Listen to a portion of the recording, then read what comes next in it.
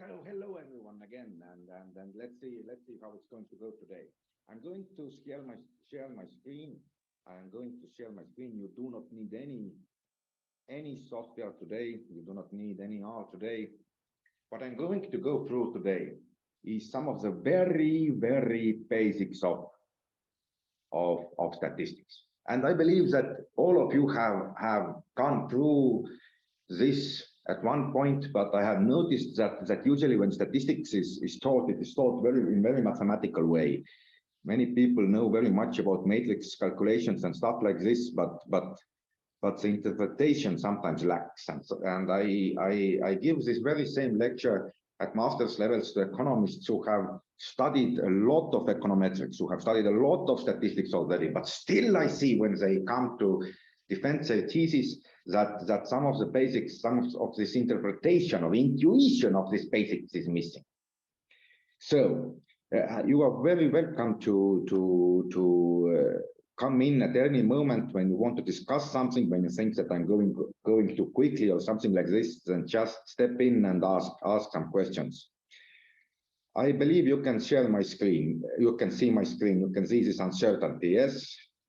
And let me continue with this. So the aim is to review the basics of statistical thinking as intuitively as possible. If anything is left incomprehensible, then I'm doing something wrong. Let me know immediately. We will take a look at how to compactly describe data and distributions. Well, this is no, we are not going to, well, this already scares you away. We are going to look at what are point estimates, what are confidence intervals, how to understand the uncertainty around point estimates. We are going to look at what is statistical significance and statistical insignificance. Why and how do they differ from practical significance? And yes, you should have seen all these things at some point, but I might take a little bit different approach than you are used to when I'm describing these things. So maybe I'm certain that at least some of you will gain something. Ooh. And I haven't given this lecture for a year or something, so I'm sorry if I'm going to, if the slides are a little bit new to me as well. So let's start with point estimates. If we are reading something like the rate of unemployment was 7% in the second quarter of 2022, or any other numerical value which comes from a statistical survey or where there can be measurement errors, then we are dealing with point estimates. Let's think through how should we treat it. How should we treat the point estimates? What is a point estimate? Point estimate is our best bet. It is the best single value that we can say about something using the given data, but it can be a very bad, terrible bet. For example, let us have an island and let's call this island Saaremaa. Saaremaa Island actually exists. It's the biggest island of Estonia. You might want to consider some other island, which you know a little bit better, because I'm quite certain that you do not know island called Saaremaa right now. Let there be 31,756 people living on Saaremaa, and let every one of them have height. We want to know what is average height of a person from Saaremaa. What do you think? How will we figure out what is average height of persons from Saaremaa? I mean, it's practically not possible to find out the average height of 31,000 people. So we'll probably take a sample out of the 31,000 people and then calculate the average height, and then we'll generalize from that. Exactly. This is what we do. We will drive to Saaremaa, we will travel to Saaremaa, and we will start catching people from Saaremaa. So let's assume, let's drive there and start measuring there. Here on the graph, you see we were able to catch the first one. His height is 175 centimeters. What is our best offer now for the average height of people from Saaremaa, considering this data point? 175 only. Exactly, because we have no reason to believe that we caught somebody who is over average height. We have no reason to believe that we caught somebody who is below average height. So our point estimate is now 175 centimeters. Let's catch some more people. Let's catch another one. And you can see we caught somebody whose height is 185 centimeters. What is our best speed now?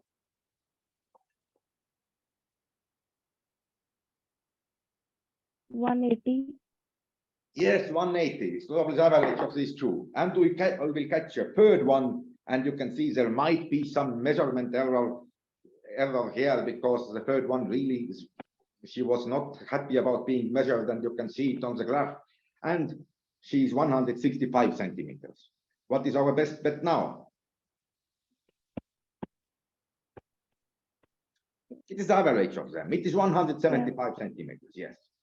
But how certain can we be that the average height of people of Saaremaa is exactly 175 centimeters?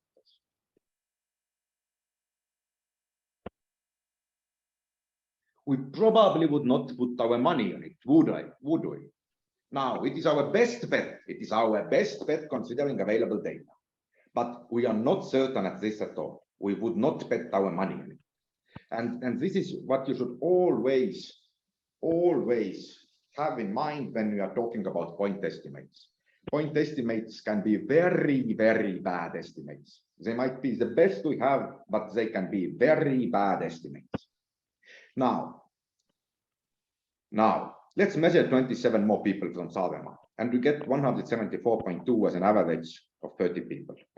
So I have measured 30 people of Saaremaa. You can see they are all on this graph. They are, you know, this side up so that you can see their body and their heads. And you know that the average of them is 174.2 centimeters. Again, would we put money on this? That the average of people of Saaremaa, the average height of people of Saaremaa is exactly 174.2 centimeters. We probably would not. But when you look at the graph, then you can see that there is actually some information coming from it. You would say that it is highly improbable that persons from Saaremaa are taller than 200 centimeters, because this would have means that you have taken 30 people on randomly. You have taken 30 people randomly, and every single time you have taken someone who is below average height. Now, this is theoretically possible, but the possibility is the probability is very low. You can actually calculate the probability is 1/2 to the power of 29. It is a very small probability that by 30 random draws, you only take people who are below average height. You can also say that, okay, probably the average height of people of Saaremaa is over 150 centimeters. Using the very same logic that it is very extremely rare that you only pick people, 30 random people, and they are all over average height of Saaremaa. And you can also actually you can say even more. You can say this even more precisely. And for this we need some confidence intervals. So to understand the confidence intervals, we will need to talk about normal distribution. So here is one normal distribution I have caught and put on picture. It's actually I found this normal distribution from Wikipedia, and I downloaded the picture and put it here. So this normal distribution will help us. And how will it help us? There are actually two ways to understand normal. Okay, this one graph there, so you will be able to distinguish. This is on the top is normal distribution, on the bottom is paranormal distribution. Normal distribution is not a paranormal distribution. So there are two ways to befriend a normal distribution. One way is spending a couple of days with this sexy formula, contemplating about this for a couple of days, and it's an amazing formula by itself. So one way is spending a couple of days with this formula. The other way is 3 minutes with something called quincunx. So what do you think, what will we do? Unfortunately, I do not have the 2 days right now, but I have exactly the 3 minutes what is necessary for the quincunx. And let me tell you a little bit what this quincunx is. So we take these balls and we drop them from the top. We drop them from the top and they hit this small whatever they are here, and they go either right or the left, right or the left, right or the left, until when they reach the bottom. We will catch all of these balls. We will catch all of these balls. Let us see this in practice. And now I'm going to need to share my other screen.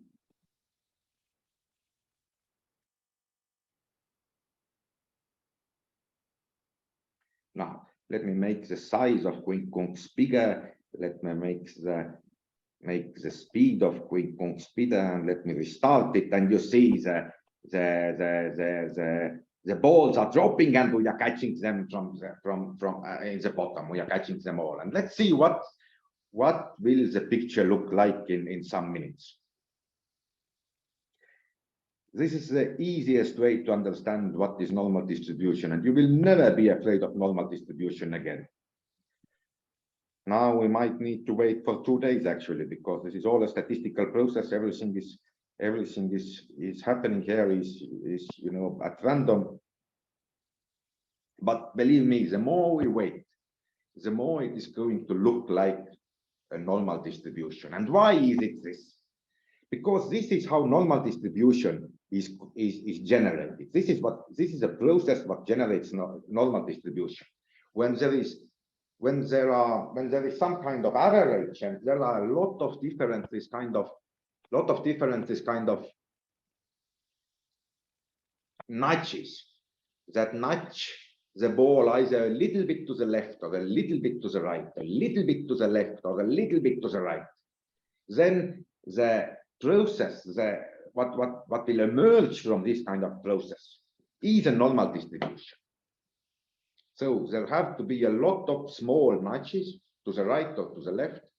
Each is equally probable. So it is the most probable that the ball will get nudged to the right, to the left, to the right, to the left, to the right, to the left, equal times. So it will fall around in the middle of this distribution.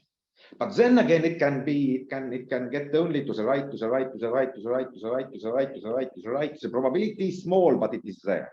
And then it would end up in the right-hand side or the left-hand side of the distribution. So this is how a normal distribution is formed. Small nudges from the center, multiple small nudges from the center. There are some other, for example, these nudges have to be independent from each other, so that every of this nudge is not dependent on what happened before. Now I'm going to leave this quincunx here, and I'm going to step back to my slides.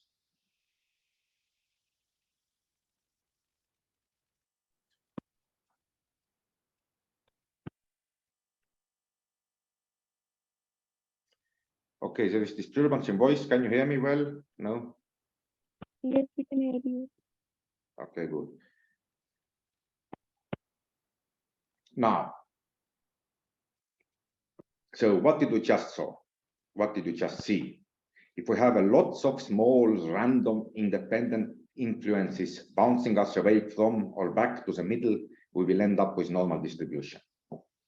It is most probable that the impacts to one and other side balance each other out, so the majority of the cases are in the middle. But it is only a little less probable that there is a bit more pulling to the right or pushing to the left, and the ball will end up a little bit away from the center. A bit more about normal distribution. The normal distribution is defined by exactly two parameters. One is average and one is standard deviation. With standard deviation showing how far from the center can the data deviate.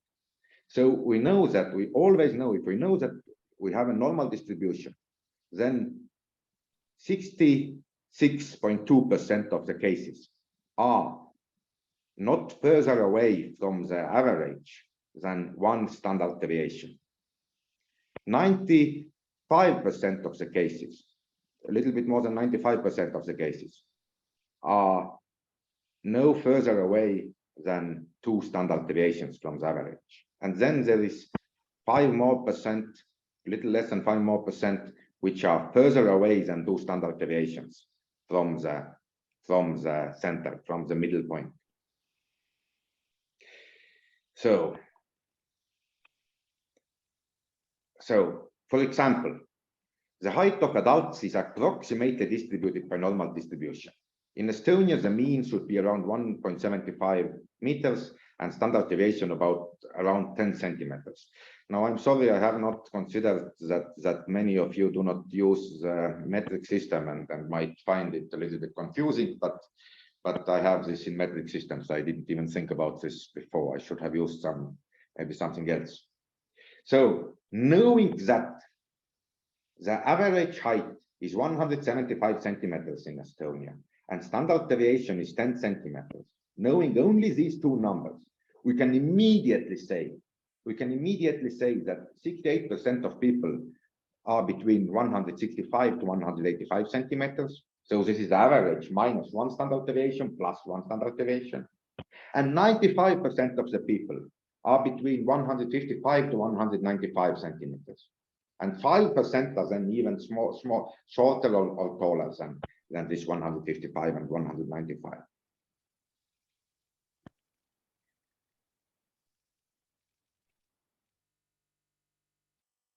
So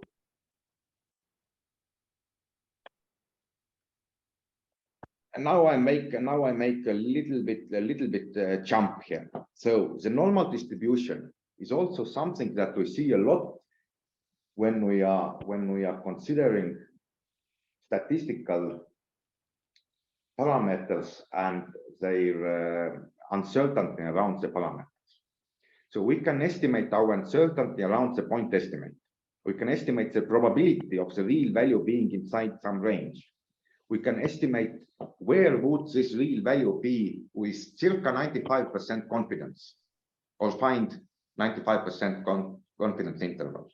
And this estimate is described by normal distribution. I'm going to go through it a little bit more in a second.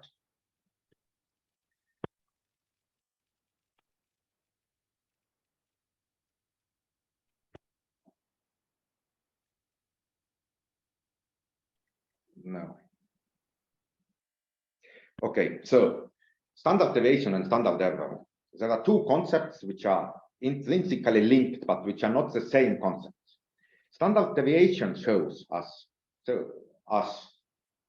how, but why am I talking about this? It's actually not so interesting.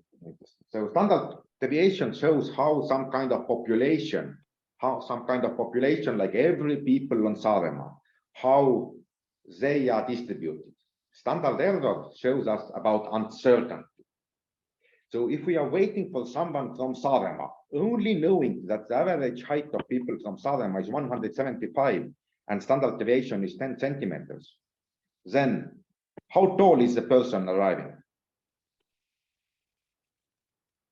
We know that somebody comes from Saaremaa and average height in Saaremaa is 175 centimeters, standard deviation being 10 centimeters.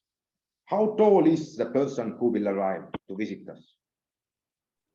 The person's height should be within within -1 and 1 standard deviation from the mean. 68% probability that it is ±1 standard deviation, and 95% from +2 -2. Exactly. And this is the only thing we know. Notice that considering that it is 1.75 exactly, this is very small probability that the person who will come is exactly 1 meter 75 centimeters. And this is exactly, we know that the best speed is 175 centimeters, but this is a very bad speed. And that there is circa 95 probability that he will be between 155 and 195 centimeters, ±2 standard deviations. It is exactly like this with statistical estimators. So the statistical estimators, they are usually described by two numbers: point estimate, the mean of this normal distribution, and standard deviation of this normal distribution, which we now call standard error. Now, don't put too much effort to consider this. What is standard deviation? What is standard error? They are pretty much the same thing. Standard error is just that we are talking about uncertainty here. We are talking about uncertainty about around some central value. We will get better understanding this in a second. So we get 95% confidence intervals, adding and subtracting 1.96 standard errors from the mean.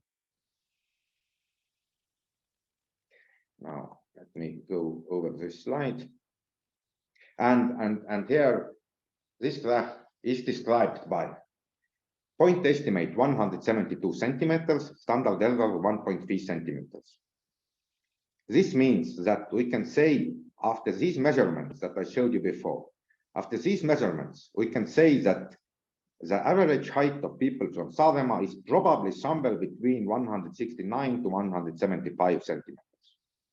This is point estimated plus minus 2 standard errors. And sorry, I see now that half of my graphs are in Estonian, but I think that you could probably can know. Now notice that this doesn't mean that 95% of people are between these values, but we are searching for one single value. We are searching for the average height of people in Saaremaa, and we believe that it will be in between 169 to 175 centimeters. But we do not believe that it is exactly 172 centimeters. It might be, but it is probably not exactly 172 centimeters. So we give it a range of values, and inside this range of values, we are expecting this height of people from Saaremaa to be. So interpreting this, considering only this data and believing that the measurement and the model are correct, we expect that with 95% of probability, the average height of people in Saaremaa is somewhere between 169 and 175 centimeters. Now, notice how I said one thing. I said considering only this data, and this is one of the things that is a problem with standard statistics. That we usually only consider the data at hand. We do not consider some previous knowledge. And let me jump for a moment to something called Bayesian statistics. Would you believe someone who tells you that the average height of people in Estonia is 1 meter?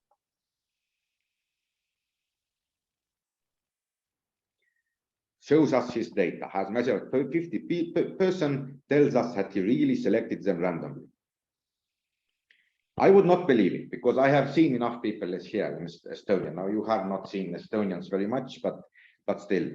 So extraordinary claims require extraordinary evidence. This is one of the problems with traditional statistical data, or traditional statistical methods, or what are called frequentist methods. It does not consider the previous knowledge. It only operates with sample at hand. And sometimes when the sample is small, it is still getting published. You know, all the small and funny samples, they get published. So that there is a lot of examples of bullshit science with small samples, because, you know, the PhD students, they are doing their work every single day. They are trying to find some funny effect somewhere, and sometimes they find something funny that is not true, but it's just they randomly selected 50% who were below average or something like this. Bayesian estimate asks it differently. How much does the new data change my prior belief? So if I believe that Estonians are, you know, average height people, and now somebody comes and tells that, hey, he measured 50% Estonians who were 1 meter on height, then okay, I would say, okay, probably Estonians are a little bit smaller than average height people. But as a 1 meter, it would be highly unexpected, because you know that there are no people in the world whose average height is 1 meter. At one point, you will of course change your belief. Maybe you have been wrong until now. Maybe there are these kind of countries where there are very, very small people only, and you will start considering that Estonia might be one of these countries, but not with just some 30 measurements. It would not be the tipping point. So Bayesian methods are used more and more nowadays. The critical part is to describe the trial, to describe your trial knowledge. How will you describe that? Hey, my belief is that on average, the human race average height is something like 1 meter and 60 centimeters or something like this. I believe that it's very small probability that there are people whose height is on average less than 1 meter. And how to describe this prior belief, then you will have your new data, and then you will form your posterior belief. You will form your belief that how much you changed your prior belief considering the new data. This is a Bayesian approach, but we will not touch the Bayesian approach much more today. So common sense works rather well as Bayesian method. Funny results from small samples are often only that, they are funny results from small samples. But you have to be always aware of publication bias. These funny results from small samples, they tend to get published. Everybody tends to talk about them, and they are popular. But so a lot of stuff that is published in scientific journals with small data, it is actually bogus. It comes only from funny results from small samples. It does not live through the scrutiny of redoing the experiment. So let me get back to the point estimates and standard errors. Now, Estonian Statistics Office publishes a yearly estimate of number of employed people and the standard error of its estimate. And in many cases, in many statistical offices, you will see it like this. You will see first the point estimate and then the standard error of this estimate. So this is the correct way to describe a measurement. Now, if you look at this data, if you eyeball this data, and you look, for example, from 2012 to 2013, then it appears that the employed persons in thousands, that it goes up from 615 to 621. Let's put it on a graph.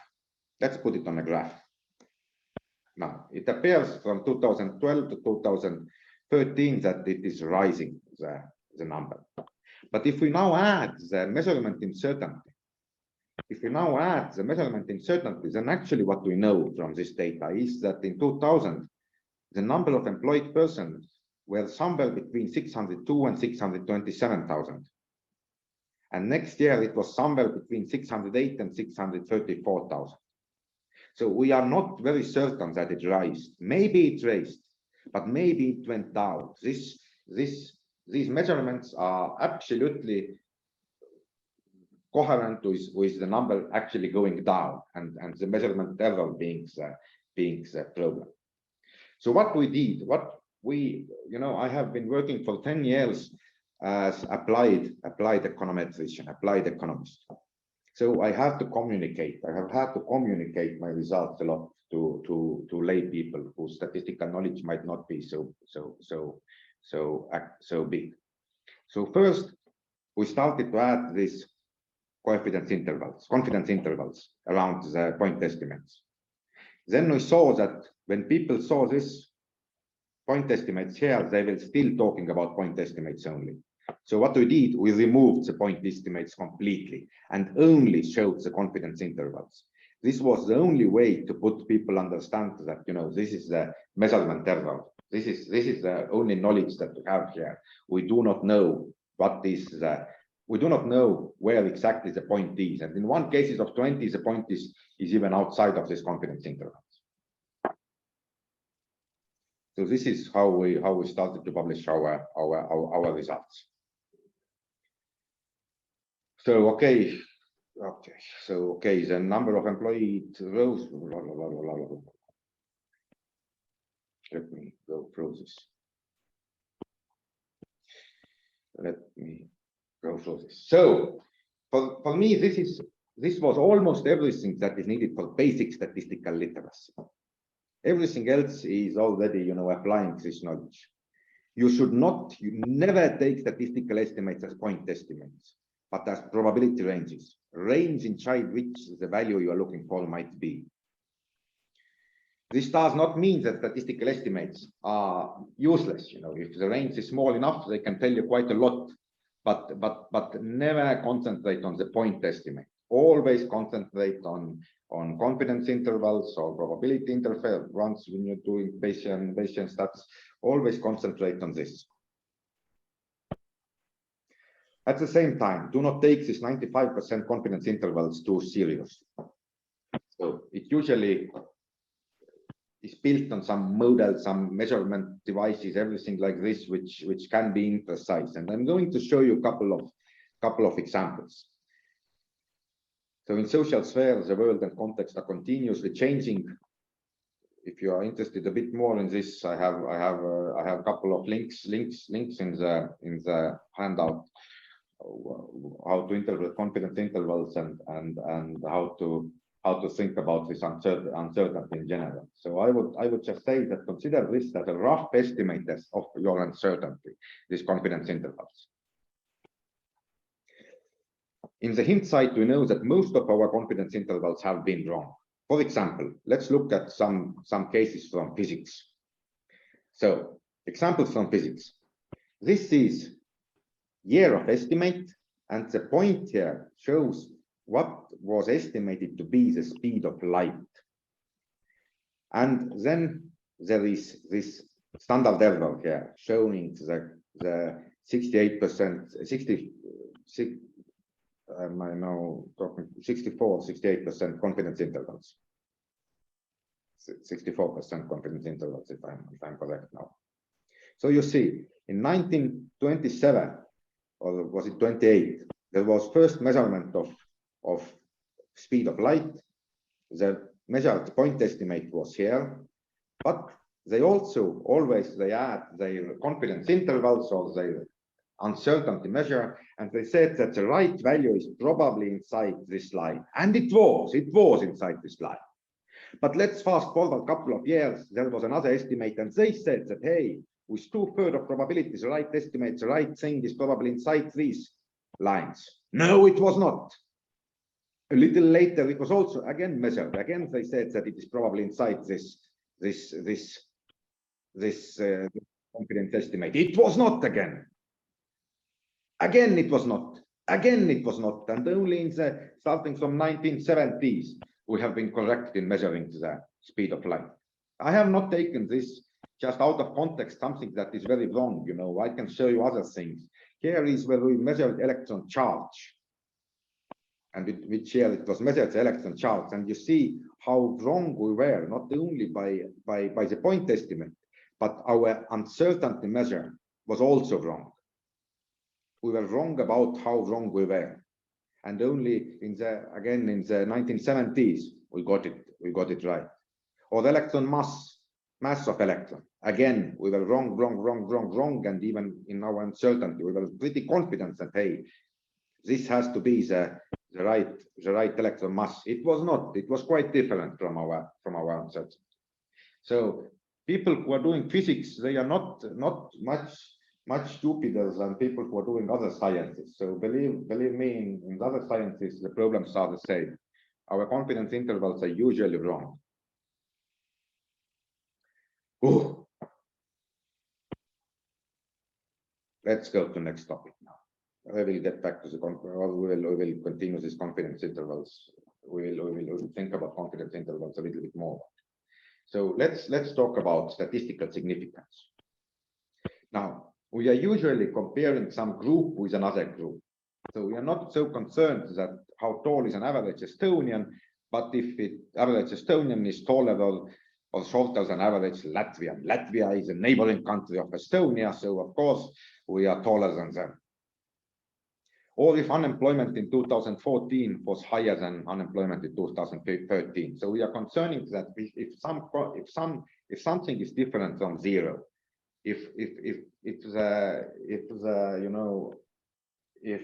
some coefficient is different than zero, or we are looking at some effects relationship.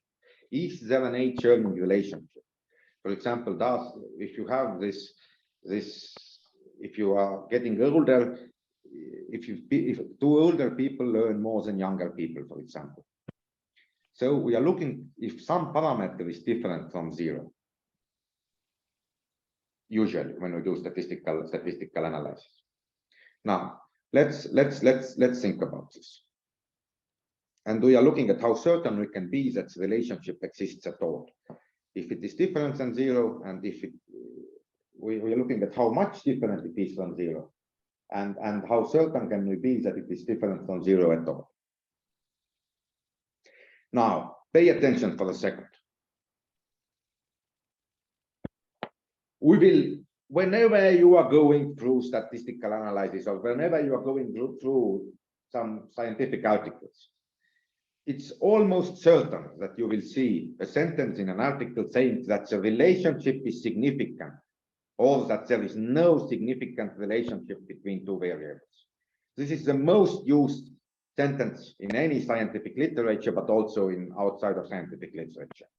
What I want you to know right now, is that when you are reading this, keep in mind that if an analysis says that the relationship between two variables is significant, it does not mean that the relationship between these two variables is significant. And when an analysis says that there is no relationship between two variables, this does not mean that there is no relationship between these variables. And the problem is in almost every language in the world is that term statistical significance is usually shortened to be just significance. That people are talking about statistical significance, but forgetting the statistical thing and talking about significance. Now, significant is a totally different concept than statistically significant. And I'm going to show you why.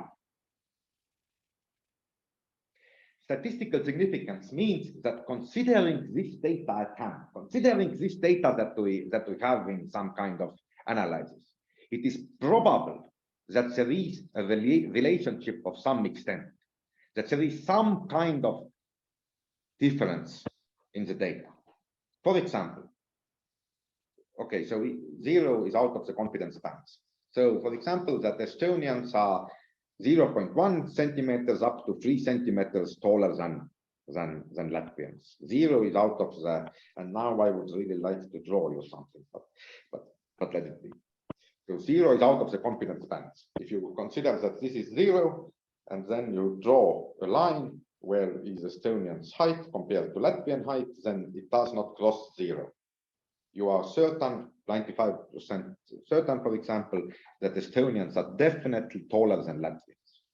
But it says nothing, the statistical significance says nothing about the significance of this difference, or if this difference kind of makes you sweat or not, you know, if it makes any sense to you. So to be more precise and technical, what this shows, if there was no relationship between these variables, okay, let's forget about this technical definition. It says nothing about the strength of the relationship. So maybe the strength of the relationship is 0.001%. It will still be statistically significant, but it is, you know, it doesn't really matter. Maybe it is 30%. These are also statistically significant. Then it matters. But this practical significance and statistical significance are two very, very different animals. Everything is connected to everything some way in the social world. We do not care if there is some kind of connection. We only care if the connection is big enough. And we are entering, or we are already in the era of big data. With big data, you can show the difference, as small difference as is possible. You know, you can show very, very small difference in the data. By the way, do you know that in Estonia, this is not actually a point about statistical significance, this is a point about something else, but did you know that in Estonia, where I am from, the wages are strongly connected to the length of hair? So the shorter your hair, the higher your wage. Why is it so?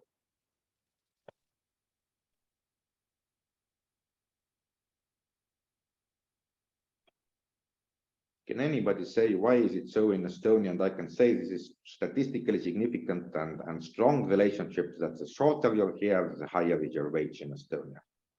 This is why you see I look like this. The reason is that Estonia has quite a big gender wage gap, and women tend to have tall hair, big hair, you see, and men tend to have shorter hair. And this is when you measure just the tallness of your hair, you can find a strong relationship in Estonia that people with smaller hair tend to have higher wages than people with longer hair. But let me show you one case. Let me cite you one article. This is an example about marriage.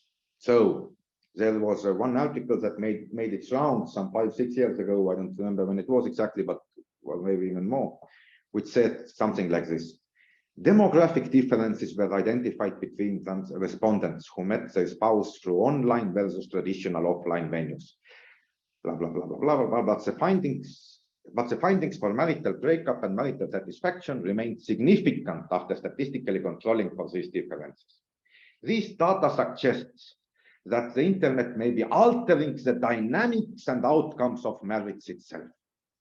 So they say that there is significant differences and the internet may be altering the dynamics and outcomes of marriage itself. Let us look at the data on what they said. What were these significant differences altering the dynamics and outcomes of marriage itself?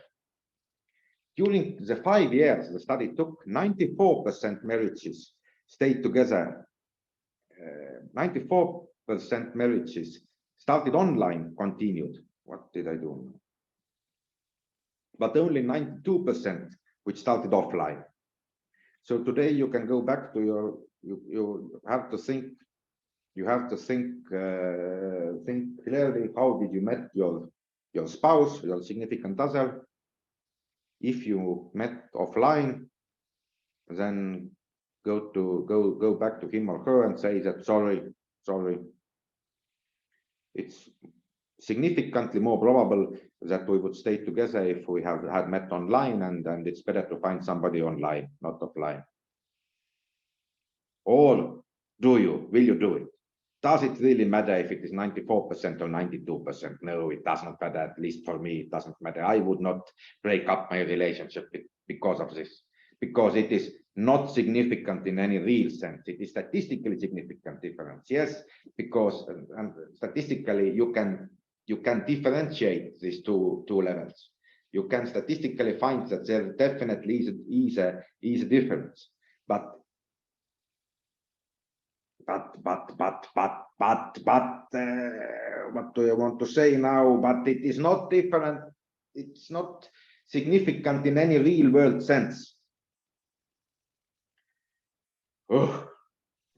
It's not practical. What? Practical significance. Yes, it does not have any practical significance. It has a statistical significance, but not practical significance. Or at least I believe that you will believe it's the same with me, or otherwise you will go home and say to your girlfriend or boyfriend that no, we met offline and let's find something more stable. Let's go and find somebody online. Or lucky you if you met online. Then you can now go home and say that our relationship is stable.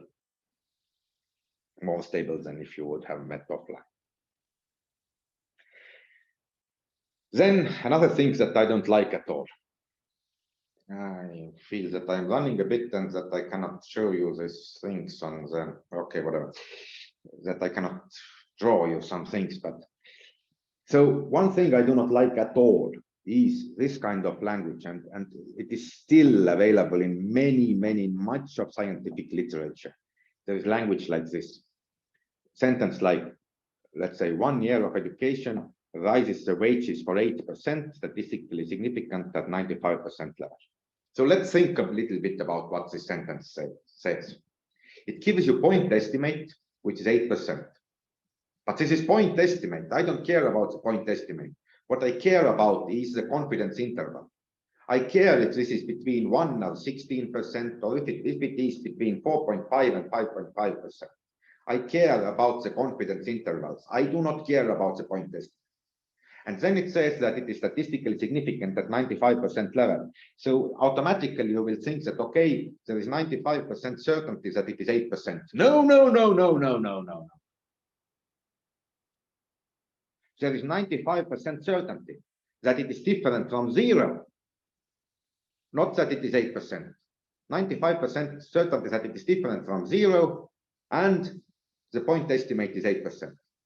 But I want to know exactly what are the confidence intervals when I read the text. I want to know if it is 1% to 15%, or okay, if it is 7.5% to 8.5%, then I can be okay. Let's operate with 8%. Then if it is close to 8%, close enough to 8%.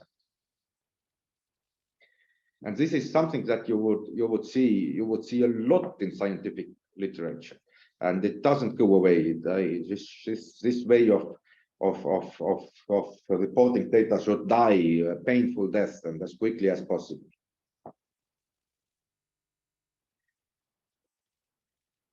Another common problem is interpreting the lack of statistical significance as evidence of no relationship between the variables. So when you see that there is statistically insignificant difference between the variables, then you automatically say, and in very many cases you see this, you say that the people say that there is no difference between these variables.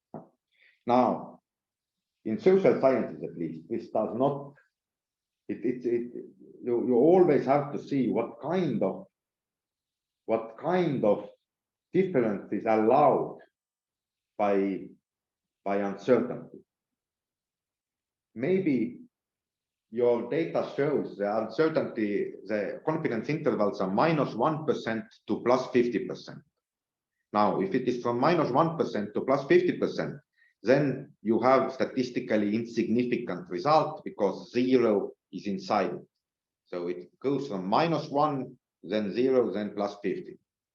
It is statistically insignificant result indeed. You don't know if there is effect or not, or if the effect is positive or negative. But you cannot say that there is no difference. There might be a very big difference. Maybe the difference is 50%. You just don't know. You have too little data to tell. Nothing else you can say. You cannot say that there is no difference in this data.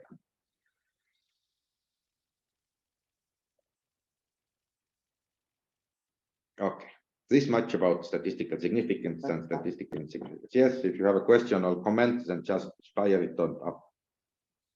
Can you pardon this point again, that why there is no statistical difference if the p-value is more than like 0.05? Like Can you generally please, yeah, go ahead. Can you please repeat the question? I am again hearing you a little bit through some. Okay. I'm saying that can you please repeat again whatever like you explained right now, that if there is, like, we generally say that there is no difference, like when the p-value is more than 0.05, we say that there is no difference. But right now what you explain, like I was not able to get that. Don't look at the p-value alone. In fact, don't look at the p-value at all, if possible.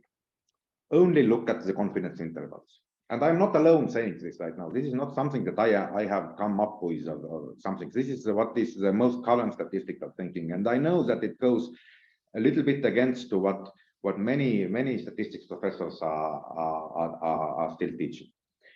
Look more, if you look at something, then look at the confidence intervals. Do not look so much at the p-value.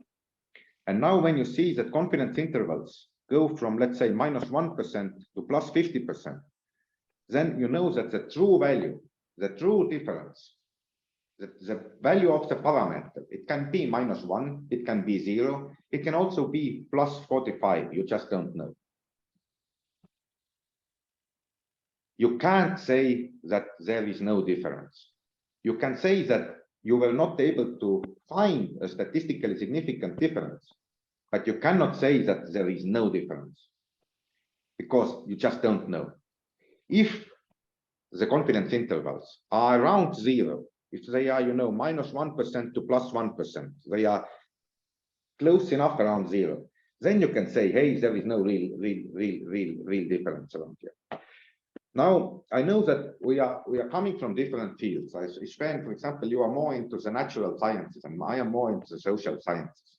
And in natural sciences, it's more common to have this kind of 0, that there is no effect. In social sciences, everything has some kind of effect. What we say is that there are no true zeros in social sciences. In natural sciences, there really are true zeros. Some things that do not affect each other at all. In natural sciences, there are. Social sciences, there are few things that do not affect each other at all. So the question is, how much does it affect the other thing, not if it affects it at all. Okay, thank you. I don't know if I managed to now got the point through, but how to say it now? Absent of data, absent of information is not the same as information of absence. No, I cannot remember the sentence very well. So if you do not know, if you have high uncertainty about some value, then it doesn't mean that there is no connection between these two things. It means that just that you do not know if there is connection or if there isn't connection. You can say that you cannot statistically find the connection, but you cannot say that there is no connection. If you are just uncertain. Yeah, like I was wondering that why 95% is taken as confidence interval, like why just 95%, like why does it stand? Why is it 95%? This is a good story actually. Why? This comes from nowhere. This comes from, I think, Fisher. It was one very famous statistician who in the early 20th century, he made some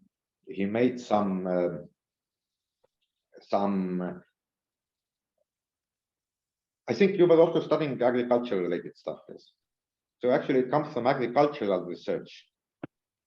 He made some agricultural research and then he took it out of his head that, okay, 95% certain, this means statistically significant. There is nothing behind this, nothing else, just this is a happenstance, which makes it even a little bit funny why we are still using it and everybody using it. So it's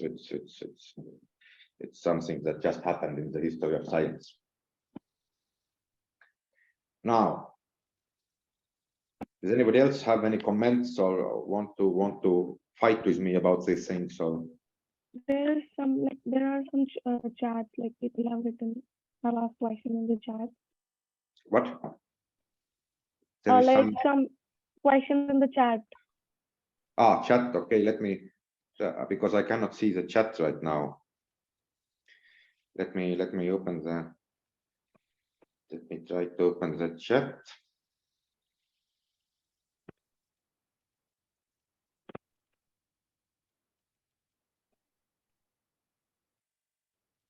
Oh, there are quite a.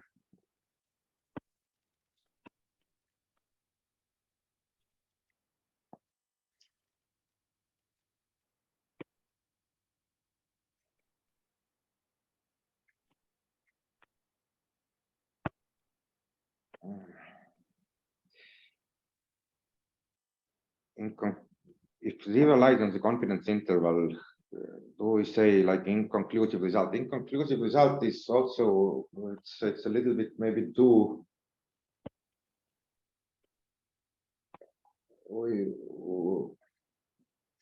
I don't even. You do not. It's not even inconclusive. Yes, if it's very big, this very big this confidence interval, then you would say yes, that the result is inconclusive. Maybe it's a good thing to say. Then there was a question about that about confidence interval and prediction interval. I think, or was it?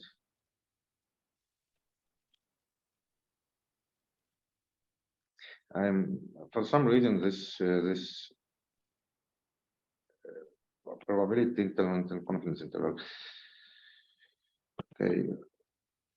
What sample size will provide good point estimate? It depends on the sample size and also the how far away the points are from each other. So there is no one sample size that provides a good point estimate. It depends on what is the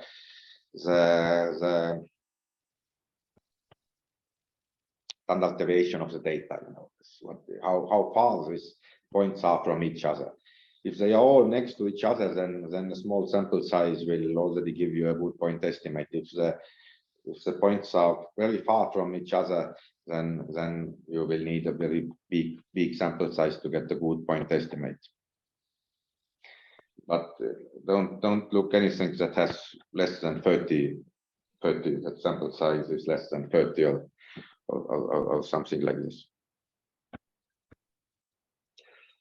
Okay, I'm going to talk a little bit about causality. So there is a XKCD. I think you see it. Yes. So there is an XKCD cartoon about causality. I used to think correlation implied causality. Then I took a statistics class, and now I don't think so. Sounds like the statistics class helped. Well, who knows? You know, maybe these two events were just correlated. Well, I believe this has a causal interpretation as well. But let me get your attention to a couple of these very common problems with causality and correlation. So here you see a graph which shows US spending on science, space, and technology, and it correlates by suicide, by hanging, strangulation, or suffocation. And the correlation coefficient is a whopping 99.79%. And you can see a lot of these. You see, I have added there is a link down here, spurious correlation. So if you have two time series that are either going up or down, then the correlations will be very, very high. The correlations will be high, but there is definitely no causal interpretation about them. And this is very common that you see two time series, you see, oh, how nicely they are correlated. Now, time series that go up or go down, they are usually correlated, and you shouldn't care about them too much. Sometimes it is very easy to notice non-causal relationships. For example, the more fire brigades arrive, the bigger is usually the fire damage. Does this mean that if you send in fewer fire brigades, the fire damage will be smaller? Probably not. It is reverse causality, because the bigger the fire, the more fire brigades arrive. Then, you know, I have gained a couple of pounds, but my height does not seem to increase for some reason. So you know that for people, the average height and average weight, they are correlated. The taller the person, the more he weighs.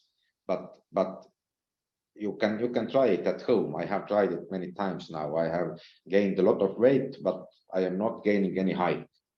These two are related, but the changes are not related to adults. Or those who eat more vitamins tend to have higher probability to die. And this is something that should be quite known, that those who eat more vitamins tend to die more frequently. But it might not be about the vitamins. It is that when you start eating vitamins, then something is wrong with you already. So you do not just start eating vitamins out of blue.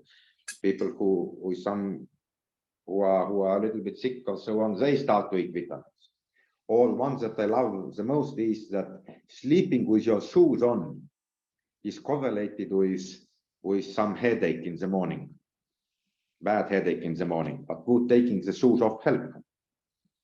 Or maybe it is connected to something else, you know, that you had a big party in the evenings. This is why you are sleeping with your shoes on. This is why you are having the headaches. But in many cases, it's really hard to find the causality from the correlation. And the main thing, and now I'm talking a little bit about the social sciences perspective again. I don't know how many of you are social sciences background. The main problem by what screws up our results in social science is something called selection bias. So for example, and this is research I actually did myself. So we know that failing to complete high school is associated with around 11 to 15% lower income compared to people who completed the high school. We know this. What I did, I connected all the data about Estonians, which schools they completed or were thrown out. This was registered data, so every single Estonian, and I connected and I looked at their wages in the future. So I got access to data about every single Estonian wages from the tax office. I could connect these data sets together, and I could show that people who failed the high school, they earned on average 11 to 15% less than those who did not, who completed the school. But would it have been the same? Does this mean that failing to complete high school, that if these people would have completed high school, then their wage would be 11 to 15% higher? I can't say so, because people were not randomly thrown out from high school. Maybe they were just stupid, and maybe stupid people earn less. So it is extremely hard to find out what is the effect of school and what is the effect of one's own stupidness.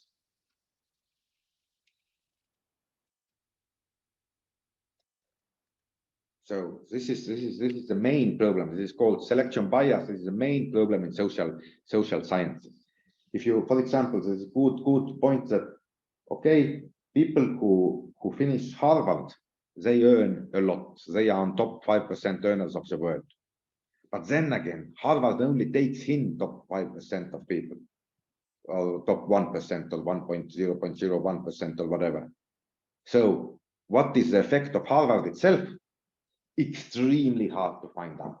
But there are a couple of ways to find out. There are a couple of ways. Let's see if we get to them. This is the problem in social sciences. You always have to think how to identify the real effect. So, for example, do you know how to find out what is the Harvard effect? One way to do this is to use something called the regression discontinuity method. If we look at the people, if we somehow are able to measure the probability that people that just failed to get into Harvard and got into Harvard, so we can look at the difference between somebody who had a bad day, he didn't get into Harvard, he didn't admit it, but he was so close, and somebody who had a good day, he was admitted to Harvard, but he was so close to not being admitted. Then if we compare these people, then we can get the causal effect. Or if we can randomly let people in some university, and this is actually what happens in some school districts in the United States, that you get the lottery whether you get into a good school or not, and then you can see which group fares better in later life, those who got into the good school or those who did not got into the good school by lottery, because everything else is probably similar. Only the lottery was the difference. And what the data tends to show is that it is important to take part in the lottery, that it is important to want to be in a good school, to want to get into a good university. And these people, they who really want to do something, they will flourish in later life. But okay, so conclusion. We tend to have some strong preferences ourselves, specifically in social issues. We tend to have some very strong preferences. And we are usually deluding ourselves. We are actually very stupid. I don't know a lot about you, but I know that I am stupid as hell. I've been stupid since early childhood. And the data shows that neither education nor intellect, nor even knowing that we are stupid helps. We are still stupid. We still make wrong conclusions out of good data. We still believe we still go for bad data, or not the bad data, but we have this strong beliefs in things, and we do not let the data confuse us. Medical science, for example, it consists of top professionals of their field. And still they consider the randomized controlled trials, double-blinded randomized controlled trials. They consider this to be one of the top achievements from last century. So it is not good enough that the medical person believes that something is working, some pill is working or not. No, they do a randomized double-blinded trial so that the doctor does not know if the patient is getting true pill or placebo. The patient doesn't know if she is getting true pill or placebo, and then they measure the effects, and then they see if something works or not. And the rest of us, we are not so much better than medical professionals. So how to gain knowledge? The golden standard is always experiment. Experiment is usually the only way to get some good data about things. If we want to know if something works, this is pretty much the only way to know. We just have to experiment. And in policy design and in business settings, we should experiment, but this is not so important for you or interesting for you probably, but I am very much a proponent for experimenting in policy design, in business settings. And concluding this part again, point estimate is always wrong. Concentrate on confidence intervals as one imperfect way to understand uncertainty. Rule of the thumb is point estimate plus minus 2 standard errors, plus minus 1.96 standard errors actually, but plus minus 2 standard errors. Statistical significance is important concept, but not as important as real importance of something. Always look at the potential effect size. Do not look just at, hey, there is a difference. There is statistically significant difference. You don't care. Look if the effect size is big enough that you really care. So if you find that, for example, let's say you measure the difference between males and females' wages, and you find that, yes, there is a difference of 2 cents. Who cares if there is a difference of 2 cents? No one cares. If there is a difference of 20%, yes, then you care. So concentrate on the effect size always. And the same is true for statistically insignificant findings. If you have small data set and you see that there is no difference, statistically significant difference between male and female wages, then do not conclude that there is no difference. Just take a look, what is the potential, this confidence intervals, where the difference might be, and be ready to say that you do not know what the difference is. Don't say that there is no difference. If you see that the difference is really, around 0, 1% plus, 1% minus, something like this, then you can say that there is no difference. Otherwise, don't say that there is no difference. Ooh. And while our gut feeling is usually wrong, studies with small samples or bad design tend to give false results as well. Okay, this was a little bit. So there are a couple of recommended books which I very much recommend. One is Daniel Kahneman, Thinking Fast and Slow. Daniel Kahneman is a psychologist who won a Nobel in economics, and he's amazing. He's amazing.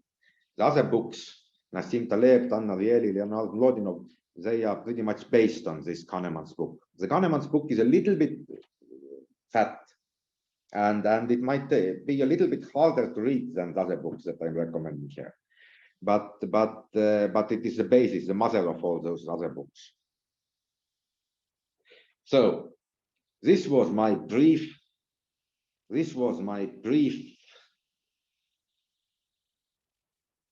brief comment on how to read statistics. What are the most important things in statistics? And what I see, what I frequently see, that still mistakes are made, but the very basics of statistical understanding of the word, or statistical. What is the word now? Being able to read statistics. Literacy, statistical literacy. I hope you got something out of it. Maybe not. Maybe it was too easy for you. I don't know. But this is what I usually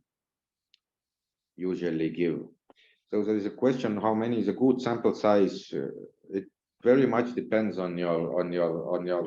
So how it's bad to say, you know, everything depends always. Let's just start with this: that if you have couple of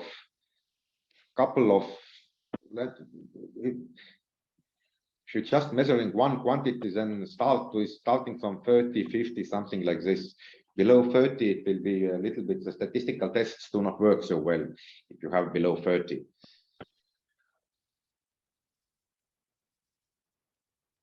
I can put the video online, yes. So does anybody else have any questions or comments? Because I can, the concept of p-value. Okay, so p-value is, let me now think. The technical definition is, I think the p-value. Is a probability. Okay. Yeah, I think p-value is like, if p-value is less than 0.05, then it is null hypothesis. And if it is like alternate hypothesis, null hypothesis is that there is no difference. Alternate hypothesis is that there can be positive difference, there can be negative difference. Like whatever is your research question, there are two alternate hypotheses, H1 and H2. And so if p-value is less than 0.05, there is difference, but it does not tell like in which direction difference is. But if it is more than 0.05, then there is no difference between the two groups, your research question, whatever is your research question. And I would sense that today's statistical today's statistical thinking is moving away from p-values. It is highly moving away from p-values. P-value, technically, what p-value is? Let me say the technical definition, and let's try to think it through. It is the probability of seeing the data that you see if the null hypothesis is true. So if there is, let's say, if the data is exactly the same, the data comes from the same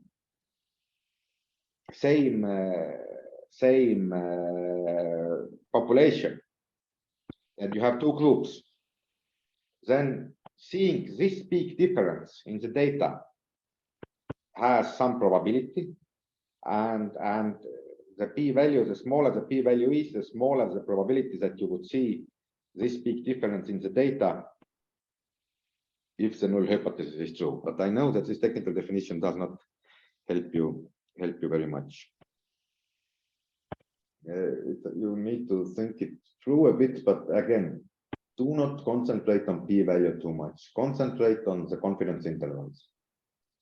There are many people in contemporary statistics who want to get rid of reporting and to analyzing p-values at all. So Marion, you are questioning the Likert scales. Can you treat it as continuous? It depends. Usually not. It depends.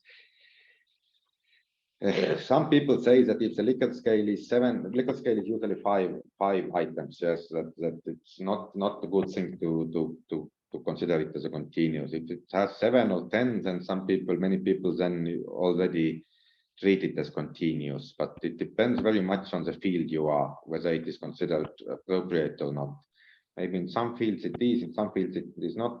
To understand it yourself, to understand quickly what's going on in your data, you would visualize it continuous, yes.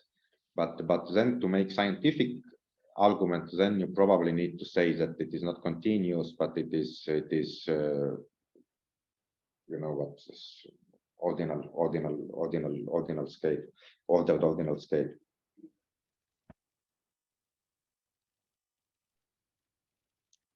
Then there are some questions that, Maybe you can stop the recording now, like because we're just discussing the okay, pricing. let me stop the recording.